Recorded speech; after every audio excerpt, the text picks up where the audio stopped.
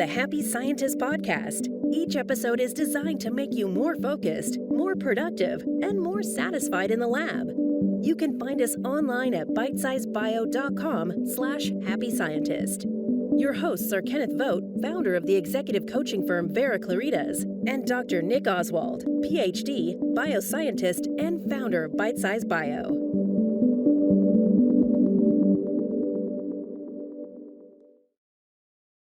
Hello and welcome to another edition of the Happy Scientist podcast. This is the place to be if you want to be a happier, healthier, and more productive scientist. I'm Nick Oswald, the founder of bitesizebio.com, and today we will be drawing on the wisdom of Mr. Kenneth Vogt, Bitesize Bio's Mr. Miyagi, and founder of the executive mentoring company Vera Claritas. Today and in all of the other Happy Scientist podcast episodes, you get to benefit from Ken's wisdom and chi to help you increase your performance, enjoyment, and success in the lab. Today's episode is an interesting one. So we scientists tend to get stuck in the idea that science can explain everything, when in reality it's just one way to look at the world. So today we'll be opening that up and exploring what science can learn from other disciplines. Okay, Ken, take it away. All right. Well, I'm stirred by that introduction.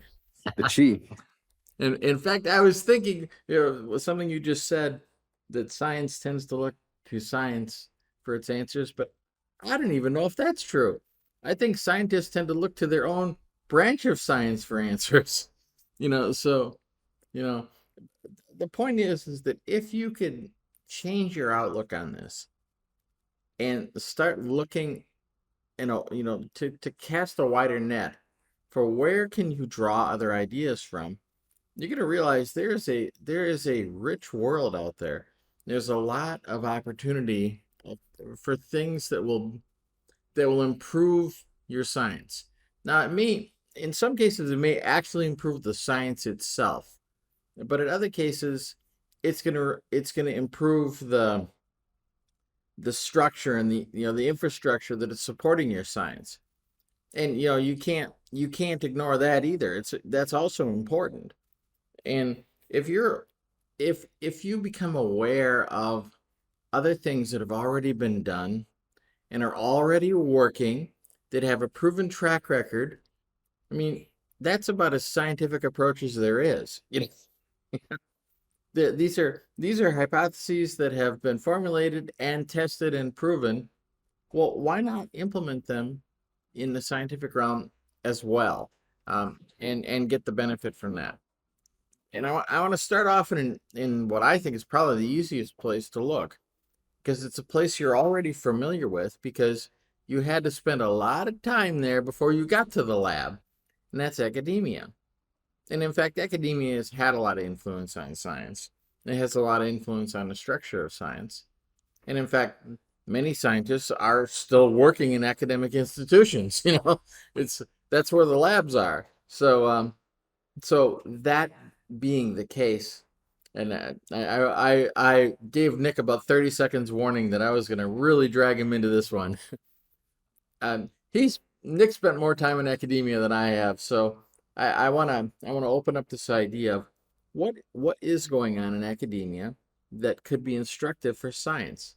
So anything come to mind for you, Nick? There's a question. Okay. Well, I didn't spend that much time in academia. So I did an undergrad, and then I did a PhD, and then I was out of academia. You realize everybody doesn't have a PhD. Well, okay. But, compared to some people listening to this, I've spent a lot more time in academia, so they will know a lot more about academia than I do. What episode do you discuss the spiral dynamics stuff? It must somewhere in episode 1 to 9. That's in episodes 4, 5, and 6. Episodes 4, 5, and 6. Okay, so have a look back at that. But academia is very much blue, or you probably know that anyway. It's very structured. It's very much about creating, for me anyway, looking at it from the kind of outside in, it's about creating structures or silos of knowledge around personalities in a way. The personalities being principal investigators, the star scientists, and then, the next layer up being institutions. So, what you can learn from that versus, or I don't know about what you can learn from it, but it's a different mindset, isn't it? All these are, in a way, they're just different mindsets. Whereas in business, in industry, you could never get away with, or it'd be much more difficult to justify chipping away at something just for the sake of creating knowledge. That wasn't generating an application, for example, or didn't look like it was going to generate an application that you could make profit out of. In academia, it's the other way around. You literally pour hours and brain power and equipment and manpower and all that stuff, person power, into creating silos of knowledge to see how they connect up, and then what can come from them application wise, and then that normally goes out into industry. So I don't know if that's what you meant, but that's the way I see the mindset being, and the distinction being. It's about, academia is about generating knowledge for the sake of generating knowledge. And as you've mentioned, they are blue. And by the way, if you don't know what we're talking about when we say they're blue, listen to episodes 4 through 6, please. It will all become clear. Basically, it just means it's very structured, and it's about blobs. Yeah, but that structure is beneficial. That structure has its upside, and so sometimes you can realize, if you look back at how things are organized there, that it could give you clues as to how you might want to organize your lab, or how you might want to organize your procedures. So so there's advantages to having that kind of structure that's reliable and regulated and replicatable. So well, I mean, another way to look at it is, if you are in industry, I know that you're tending to go for the project, especially if you're a smaller company, or you're tending to go for the things that will make money, because that's the survival. But I know of companies who allowed things to happen on the side, and examples of this from outside of not in science, other areas of business, where you allowed people to just tinker for the sake of tinkering, and then really good stuff came out of it. So that's maybe Google's famous for that. Exactly. So that's maybe one lesson from academia to bear in mind, regardless of which area of science you're in, is that it doesn't all have to be driving towards the goal. Allowing a bit of play at the side can often help, especially if you want to be a groundbreaker. You don't just want to churn out the money, sort of thing. Yeah. Now that being said, there's a lot to be learned from business also. Yes. That is applicable. In business, in many cases, it's more orange rather than blue. And when we say orange, we mean that they're about ambition, they're about achievement, they're about getting something done, which is a little different than, say, discovery. And discovery is about finding things, but achievement means I don't care whether you find anything or not. I just got to make sure that something is accomplished by the end of the day. And that mindset isn't necessarily bad. In fact, it can drive discovery, and on top of that, it can just drive practical solutions, because a lot of the stuff that Bitesize Bio is talking about is, we call it basic science. It's the fundamentals. The applications come often well beyond fundamentals, though, and that is where money comes in. And money does matter, according to Randy Newman. It's money that matters. But sometimes you might look at this and go, I don't want to corrupt my lab with that kind of thinking. It's like, well, it isn't necessarily corrupt. I mean, yet I will grant you it could be corrupting, but doesn't have to be, because there are plenty of businesses out there that are just as altruistic as plenty of labs out there. In fact, there's plenty of labs out there that are less altruistic than some businesses. So, money doesn't automatically corrupt things. The misstatement that money is the root of all evil, that's not what it said. It said the love of money is the root of all evil. So it's different. It's interesting because it is, the more I look at this, the more this is just, it's about, it's easy to judge the mindsets of other areas when you're not in them, other Right. disciplines when you're not in them. But this is just about, it's almost about different viewpoints on the same problem, if you like. Mm-hmm. You even just that thing about talking about a business being altruistic or a business not being altruistic. A lot of that will depend on whether they're in survival mode or not, which is Right. can be a function of where they are in their growth, in their development.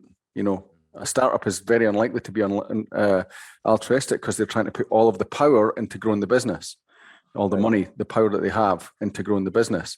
Whereas a business that's huge then has more scope to be altruistic. But you can't. It's easy to judge businesses that are not altruistic, and when you are, like, put the cat amongst the pigeons. If you're, you're sitting in an academic lab which has a bunch of funding that secures it for the next 5 years, and you can, trying to make a model comparison is not really valid because it's two completely different situations. Exactly. And in some businesses, their basic tenant isn't a moral argument. Well, like for instance, let's mention the petroleum industry. A lot of people just hate the petroleum industry. But the fact is that petroleum is was an absolutely critical component for the Industrial Revolution and everything that exists today. If it hadn't been for petroleum, we wouldn't have the science we have today. So it's not necessarily all evil. I mean, can it be used wrong? Of course. Can it be tone deaf about certain things? Yes, it could be, but it doesn't have to be. And by the way, that's instructive too. When we see failings in other disciplines, there's lessons there you don't have to learn in your discipline. You can take that lesson and go, wow, let's not go down that road. Yeah. So I I'm want to. looking at this list that you have here, and it's looking a bit daunting. We've started with some easy ones already. Oh, I still want to break down business a bit because kind of a subset of business is finance. Now, finance is something you're certainly familiar with in the scientific world because, man, getting money to do what you do is a huge part of the job, unfortunately. I say unfortunately, but it is what it is, and but how do businesses finance themselves, and how do they treat finance, and how do they manage finance? That stuff is just as applicable to your operation. You run a you may run or you may be part of an organization that has a financial structure to it that is just as critical as any other business or any other nonprofit or any school. So it still has to be taken into consideration, and you can't say, well, we're above that. We don't mess with that. No, you can't ignore it. It has to be part of what you do. And having a scientific mind, you may well find you can do it as well or better than someone else. One of the things that I do is when I do executive coaching for companies, and I've worked with a variety of different kinds of companies. And often what's the case is the person who comes to me for assistance is very good at what they do. I mean, really good, outstandingly good at it. But they never run a business before. It's a new skill set for them. Now, it doesn't mean it's a skill set beyond their capability. It's not rocket science to run a business. But then again, it's not kindergarten either, um, so it's worth getting good at parts of business that are touching you. Now, this may not be true for everyone who's listening right now. Maybe you're in a new position in a lab. You don't touch the financial part of this at all. It's not part of your world. Okay, that's fine. But for many of you, it does touch you. And for many of you, if it isn't touching you now, it's going to touch you. So it's not a bad idea to have some familiarity with these things. And it's not hard to get knowledge of these on these topics. Thank goodness for the internet, and there's so much free information that can get you up to speed pretty quickly. So enough of the mundane stuff you're familiar with. How about psychology? How would psychology be beneficial in science? And I think a lot of scientists would look at that and say, not only is it not beneficial, it is detrimental to get your head stuck in these willy-nilly notions. And, it's some people will even argue that psychology is barely a science itself, that it's too soft. But the fact is, it's had a big influence on, modern society, and certainly, well, I would say at least Western society, but possibly not just Western society. There's a lot of call them important psychologists that come from the other side. and to my mind, there's two types of psychology that one could know about. One that is professional psychology and popular psychology. And professional psychology is going to be the people that are actually educated and degreed, and we're talking about deep thinkers that are well known even to the public. We've all heard of Sigmund Freud and Carl Jung. They've been influential in that regard, and what they've had to say was extremely influential. And a lot of people have built on their work, and a lot of the work that they did will impact how you work. I mean, it talks about how you work. It talks about why you're driven to do the work you do. It talks about why you have certain blind spots. And many of the episodes that we've done in the past are reminiscent of some of those concepts that and many of you have commented about how it's been helpful to you and useful to you. So don't blow it off automatically. It's there. And if you took some psychology classes in the course of getting your education, and that struck a chord with you, take a look at that again through the lens of how will this help me in the lab? What will this tell me about what my motivations are and what other people's motivations around me are? Now, if we flip over to the pop psychology side, and I think that term pop psychology as opposed to popular psychology, it's meant to be degrading. It's like, yeah, this is phony psychology is the argument. But the fact is there's a lot of sound foundational tools in popular psychology that are useful. And again, we've talked about some of those things in past episodes. And there are whole books written on just single concepts. And meant to be accessible, meant to be applicable in your life and in your world. Well, the argument I'm making now is, well, look, let's make sure you apply them in the lab. It's like we've done episodes on habits, for instance. That's one thing that comes to mind. Or we probably talked about time management, or these are part of that popular psychological discussion out there that apply, that actually matter. There's a core psychology. Again, I probably talk about this every second episode, but there's a core psychology at the heart of science, which is non-attachment to the result. Yeah. And you get that bit of psychology wrong in yourself or in your lab, where you're chasing results, and suddenly it's not science anymore. So there's how fundamental psychology is to science. Well, there you go. All right. So the next area that I was thinking about was society. Society has a lot of impact on what you could do in science, and I break the idea of society down into a couple different things. But the broad point of this is that what is going on around us in our culture impacts our science, and we've seen cultural impacts on science be horrifying in the past.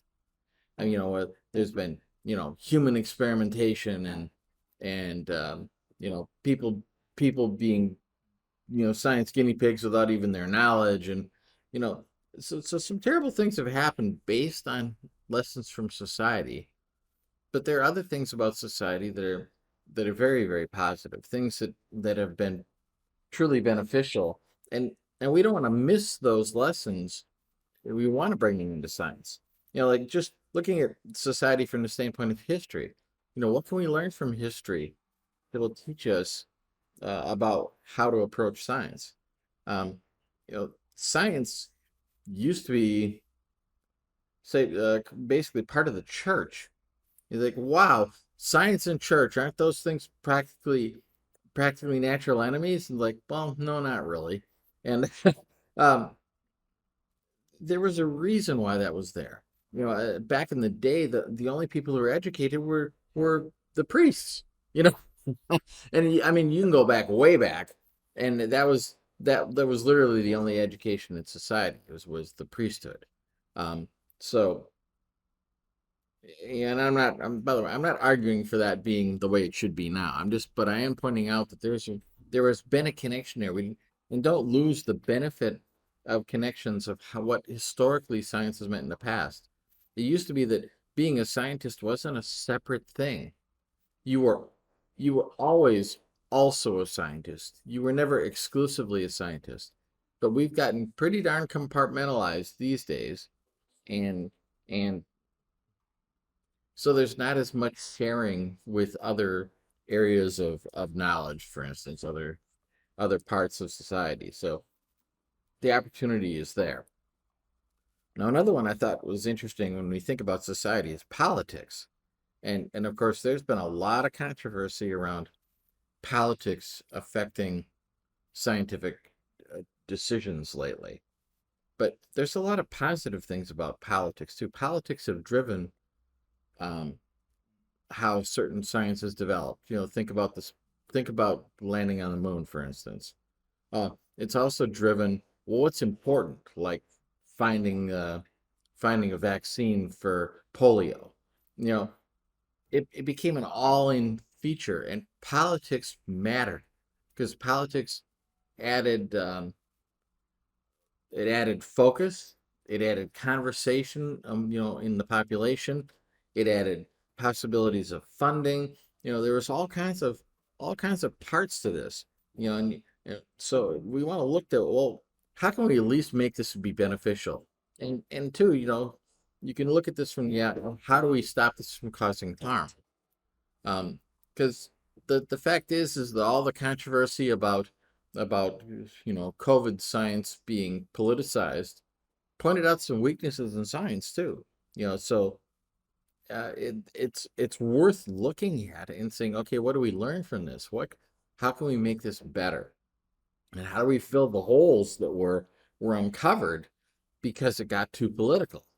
So yeah, and I'm not taking a side on this because I don't even know what the sides are anymore.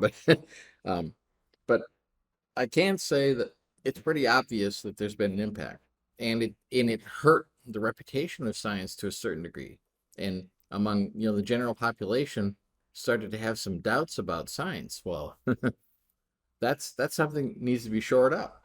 Yeah, I think that the one good thing here is that, or one, like, how can I put this? Well, one kind of lesson here from the recent struggles with this is that science has driven, a lot, especially in biology, but all other areas of science as well. Really, you're fundamentally for gaining knowledge, but also the direction of that effort is generally mostly aimed at being altruistic. It's mostly aimed at solving problems for society to make quality of life better for everyone. And there was a very acute need for that during COVID, for to solve a problem. And so there's a play between society and politics. Politics being ultimately the expression of what the people want, really. So people wanted a cure for COVID, or something to at least blunt the effect of COVID, to help us cope with COVID. And so that gets taken into politics, and then politics is a distortion for it always gets distorted because it's about controlling narratives and stuff like that. However, the push did come from the people, and science did respond. So it's almost like the lesson is that again, it's about being a bit more detached, I think, about it's fine for politics to influence science, but the science has got to lead. The science is a very gentle, fragile instrument that you can cast out and find a direction. But as soon as you squash it with your own ambition or with or your own bias or a political bias or even a very strong public need, then the science becomes, it gets overrun, it gets crushed. And I think science did relatively well to stand up to that during COVID. We still managed to get out something that was, coherent and did help in the end. But there are certainly lessons about, for me, it's a lot of it comes back to this stepping back and allowing science to be science, regardless of the motivations that are pushing it. Exactly. So, all right, well, let me flip to another notion in society you might not think of that could have lessons for the lab, and that's fiction and art. And let's add music to that. Like, how would that be useful? Well, let me give you a simple example. There was a book written by somebody named Andy Weir called The Martian, and it was written just on a blog, piece by piece, and people got really excited about it. And a lot of scientists got really excited about it because he was going out of his way to try to be as scientific as possible in what he wrote. Well, then it turned into a movie with Matt Damon as the star, and and it was a fascinating book.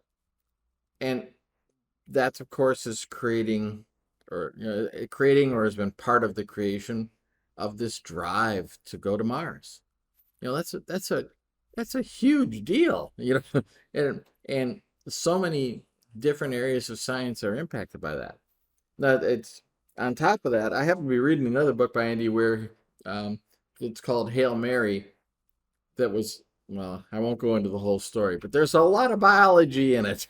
It's a science fiction book, and the Martian was renowned for being pretty scientifically accurate, and he went and he got a lot of help with that because the author himself is not a scientist. But the main character in Hail Mary is a biologist that was sent to outer space. So it's pretty amazing. But the point being is that it's getting this into people's heads, and people are reading this and getting interested in the science, and kids are reading this and getting interested in being scientists, and it's pointing to problems that may need to be solved.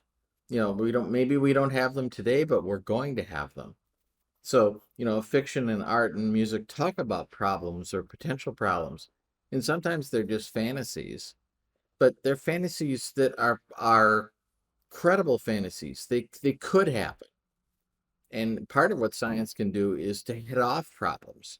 And so it's beautiful that there are people out there positing these potential problems, because it's just creating something in the zeitgeist, something else for us to think about.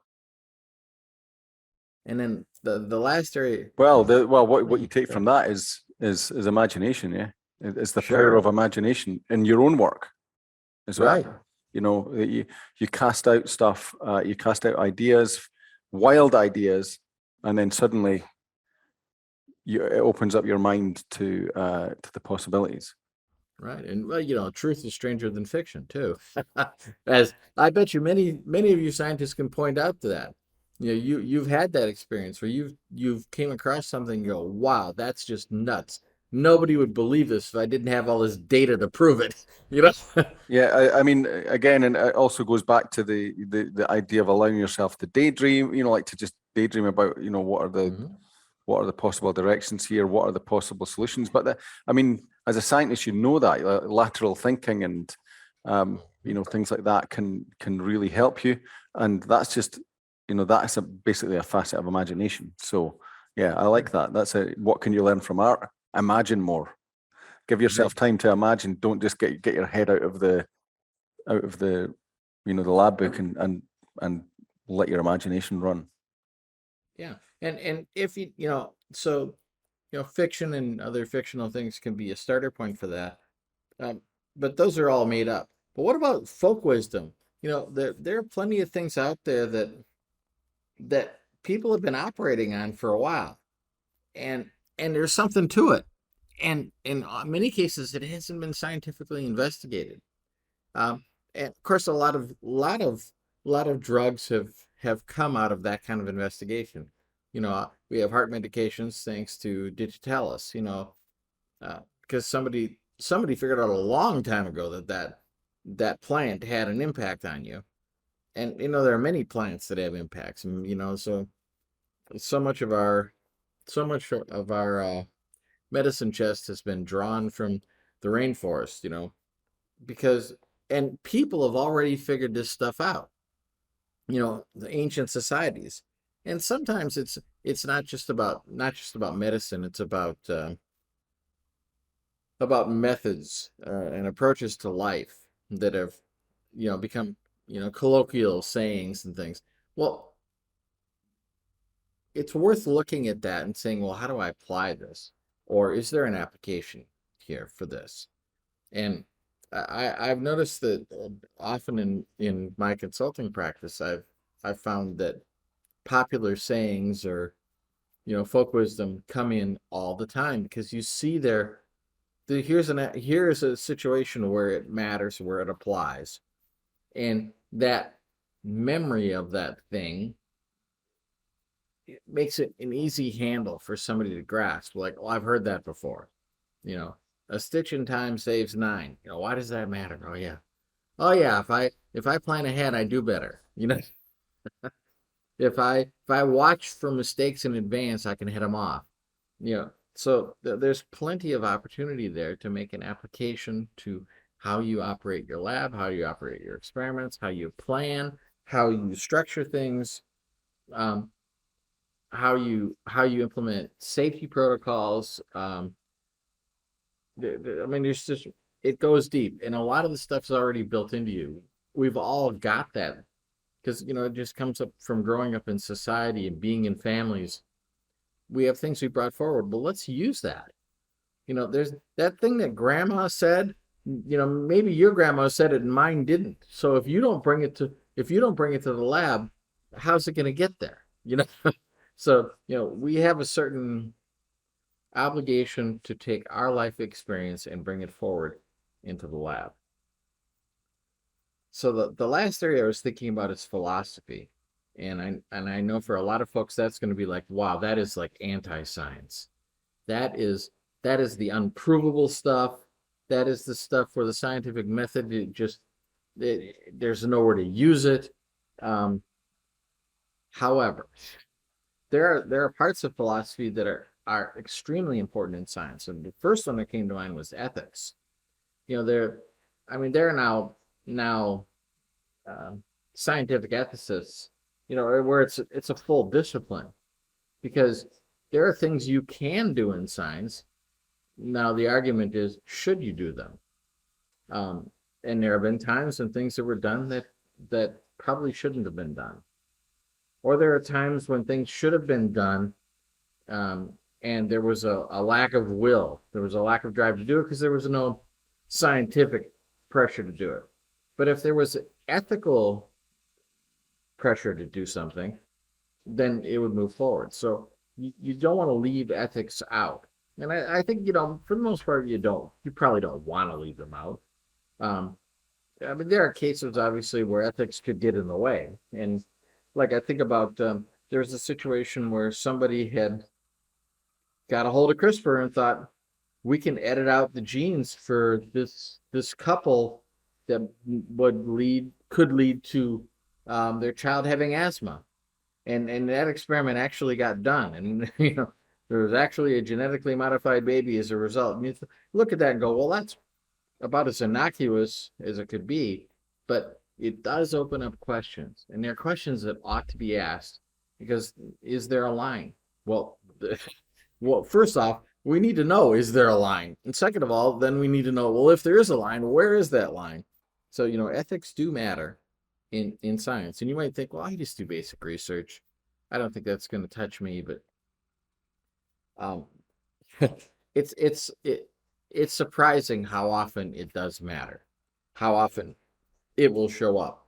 And the issue is, how far in advance will we think about it? We think, well, maybe there's nothing wrong with this particular science, but if its only application is for something that we don't want to touch, well, that's something to think about.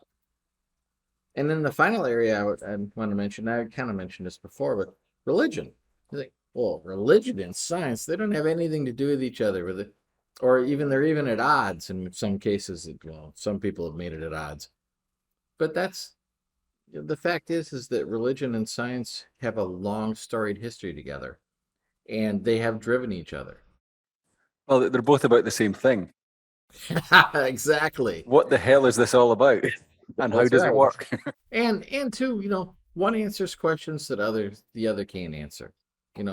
People look at holy books. Well, they're not science books. They're not meant to be science books, and they're full of stories and allegories. And some people have sometimes taken issue with that. Well, this allegory isn't scientifically accurate.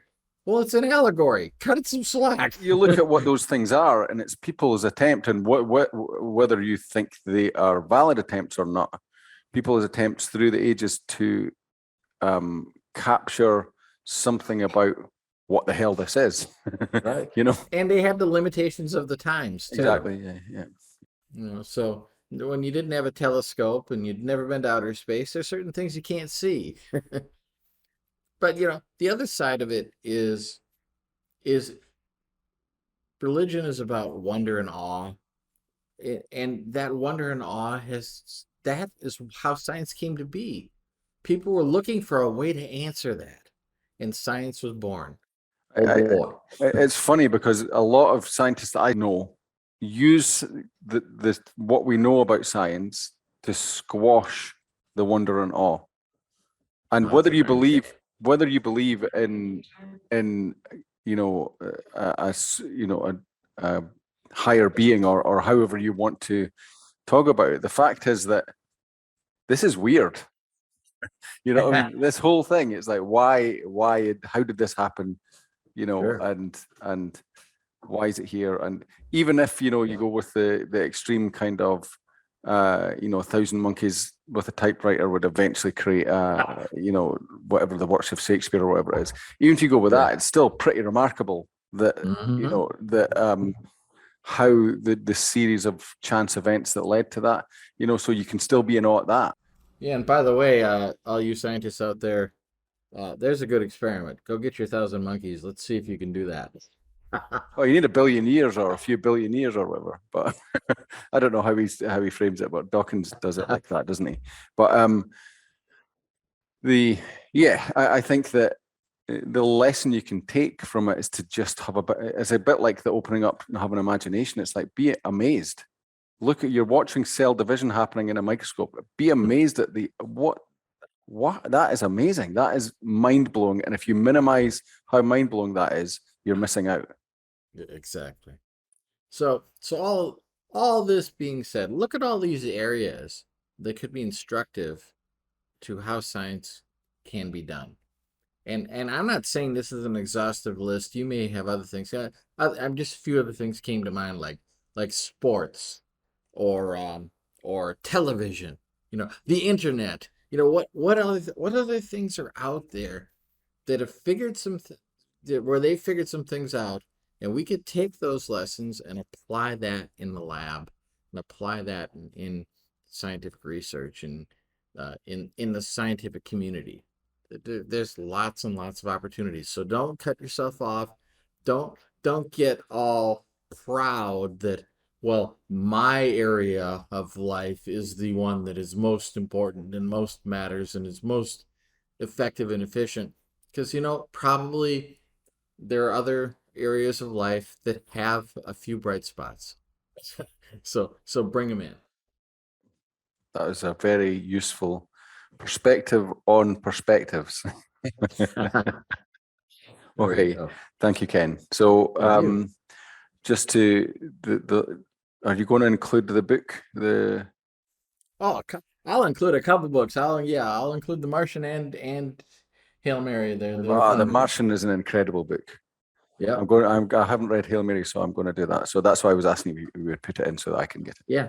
Right. So you will find references to those or links out to those books that Ken mentioned on our website, bitesizebio.com/the happy scientist. This being episode 52. Yes, 52. So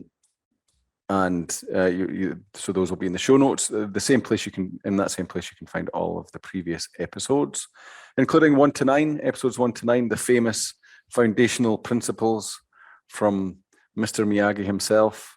And especially 4 to 6, we talked about those today. Yeah, and 4 to 6 we talked about today when we talked about the blue orange things, which is that's an incredible. It's just a lens on the world, but it's a really useful one. Anyway, so I would recommend you go back and take a look at those or have a listen to those if you haven't already. And you can also join us at facebook.com/the Happy Scientist Club, all one word, and ask us questions, say hello, and get additional content in there. We'd love to see you in there. So thank you, Ken, for another great episode. And thank you to you for listening in. And we hope to see you on the next episode of The Happy Scientist. Bye-bye. Bye now.